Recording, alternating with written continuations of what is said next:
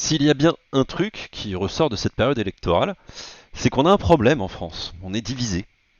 Alors divisé au sein de la gauche, entre les pros et les anti-nucléaires par exemple, ou divisé au sein de la droite, entre ceux qui veulent cramer les migrants et ceux qui veulent juste les laisser se noyer en Méditerranée.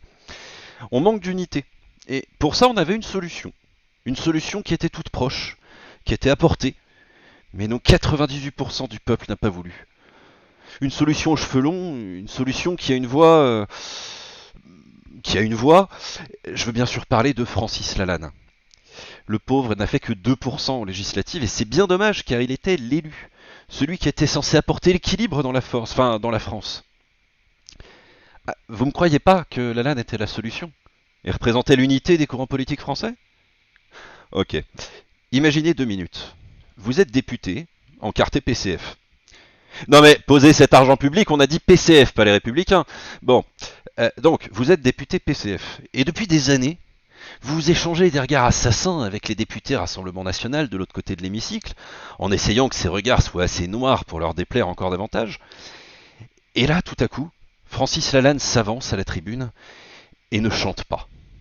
Bon alors déjà, ça met tout le monde de bonne humeur quand Francis ne chante pas. Mais surtout, il s'avance et vient présenter son projet de loi contre les puces 5G pour contrôler nos esprits via les chemtrails.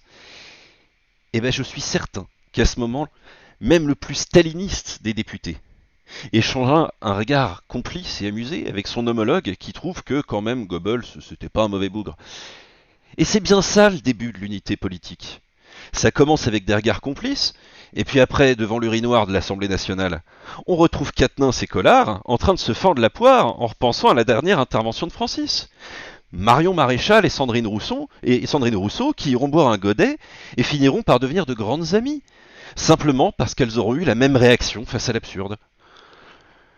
Aussi pour les prochaines législatives, je vous invite à recréer une unité nationale, à rassembler la gauche et la droite en votant la LAN pour passer au-delà des clivages. Grâce à la seule chose qui vaille vraiment le coup, le rire.